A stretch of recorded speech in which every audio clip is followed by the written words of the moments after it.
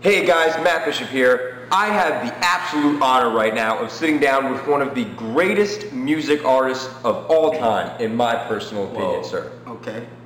I am not lying to you. Okay. Ladies and gentlemen, I'll take it. Rapper, lyricist, musician, the one and only Mr. Boots Riley. What's going on, man? Not too much, man. All right. You guys just played a ridiculous set. The Coup is back on the road. How's the tour going so far?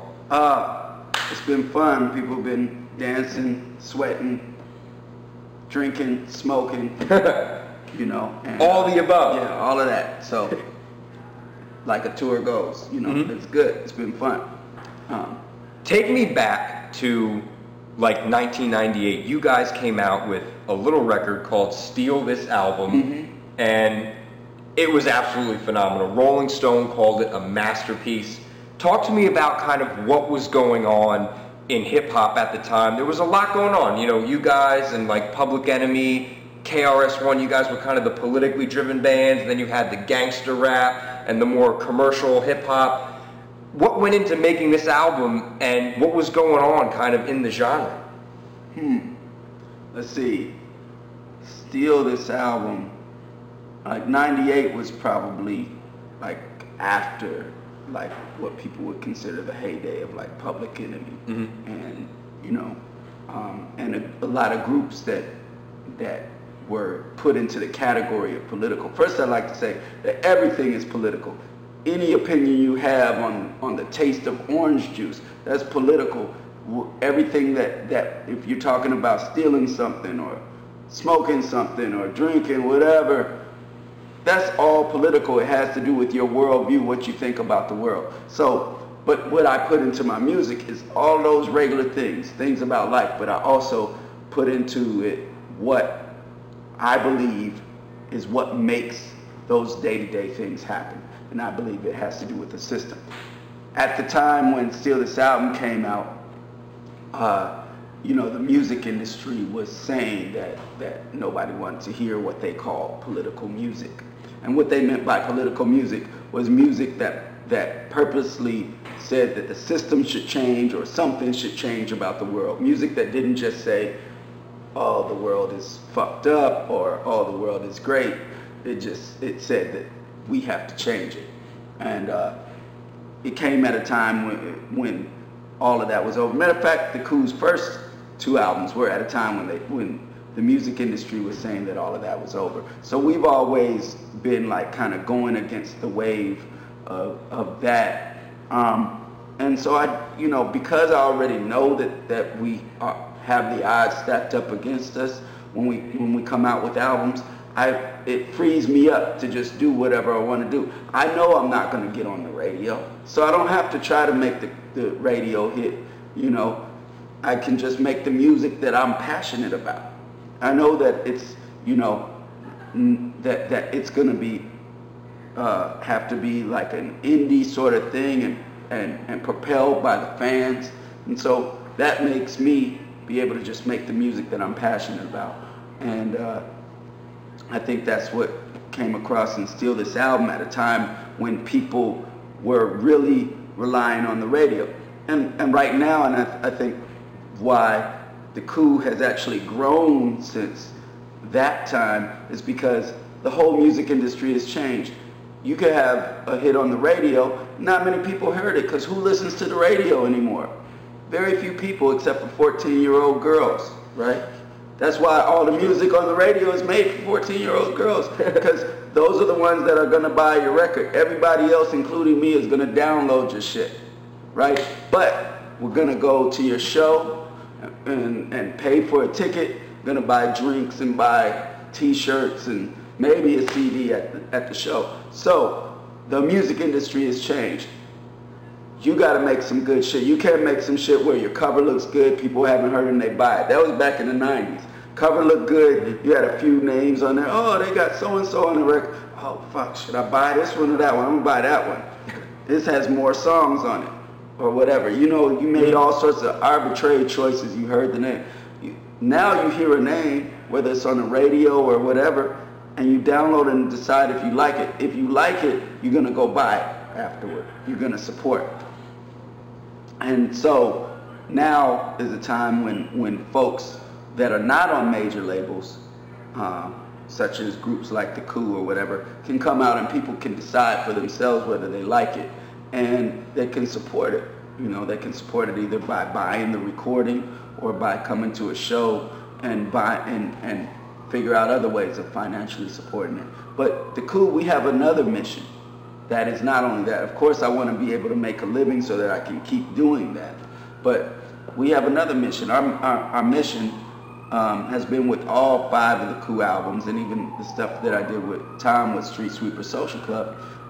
It's to inspire people to join a movement. And so, sorry corporations, I win either way, because whether people download my shit or they buy it or whatever, they hear the message and they're dancing to it, they're going to eventually think about the ideas that's up in there. So that's what we do.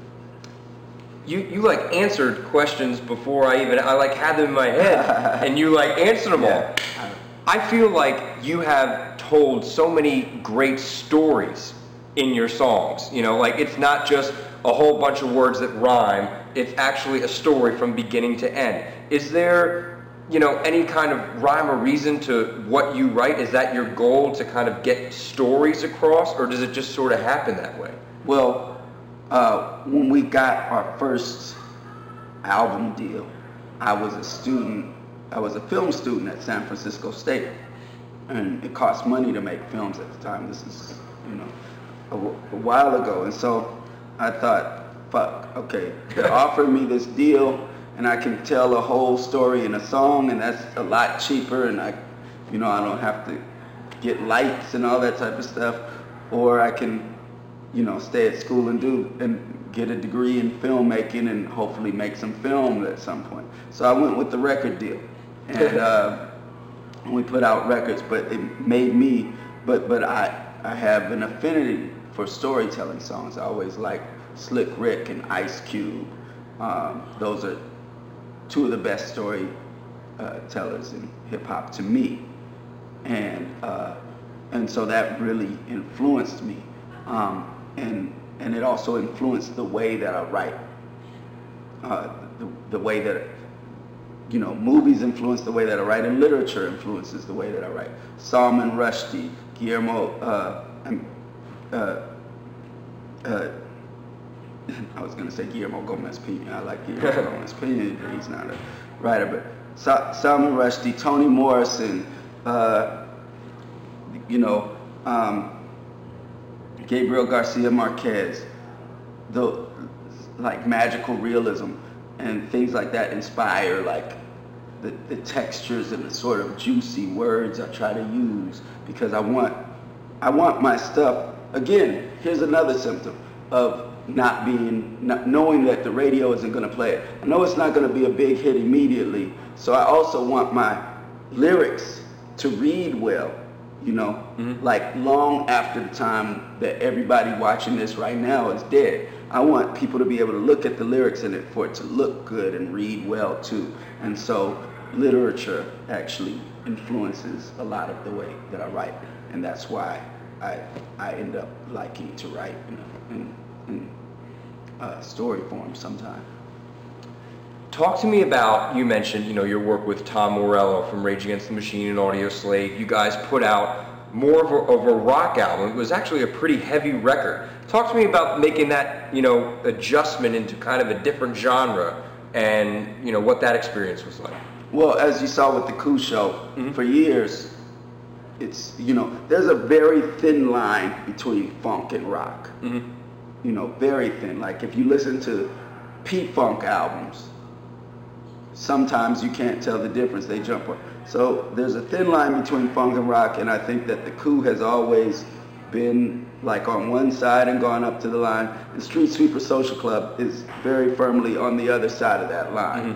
And so it's funky, but Street Sweeper Social Club is rocking. And Tom's riffs are very funky, always have been very funky, like, very like, Led Zeppelin, P-Funk sort of influence in some of that stuff, whether he knows it or not. And told him that early on. So writing to Tom's riffs is very much like what I already write to, which is with the Coup, which is bass lines. Bass lines drive me. So, which is sometimes why, when music is going through various trends, some of my music is always pretty, 90% of it is always pretty bass line heavy. I like bass lines. And so right into those things, it wasn't much of a change. It's just a change in the overall energy of the band. That, and we were wearing like 100-pound wool jackets at summertime festivals, and having to put across all that energy while you're already sweating and burning up. So that was a big difference. But I don't know. It's all various interpretations of energy, if I can get away with saying that without sounding too much like a hippie. My favorite song on the debut is Clap for the Killers. And there's some movie references at the end of that song, that last verse. Yeah. You got a movie script coming out. Yeah. Talk to me about that. Okay, so... What is the deal? So I wrote this movie that the new Coup album is the soundtrack for. The movie is a dark comedy with magical realism inspired by my time as a telemarketer. It's called Sorry to Bother You. So far, we've got David Cross attached to it and Patton Oswalt. So it's being produced by this guy, Ted Hope, who produced 21 Grams and The Ice Storm, and involved in a lot of other really good indie movies that you probably love. So this is going to be good.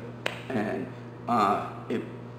it probably won't come out until the beginning of 2013. However, the soundtrack to it, which is the new Coup album, will come out at the end of this year in September, and the soundtrack is the same name as the movie. It's called Sorry to Bother You. So now I'm assuming that you guys kind of are writing the album, with the script in mind and trying to make the two coincide? Well, yeah.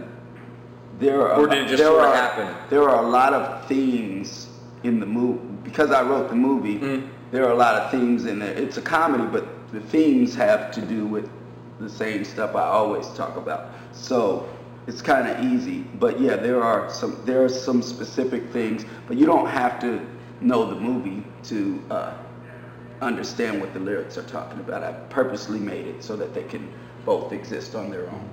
So, yeah. Mr. Riley, you've given us a lot to look forward to. We are excited. Thank you so much for all the great music that you've given us over the years, all the great stories and the great messages. New Coup album from Boots Riley and the gang coming this September, so stay tuned and go pick it up. Check them out on tour. And thank you so much, my friend. It's been a pleasure. Thanks a lot.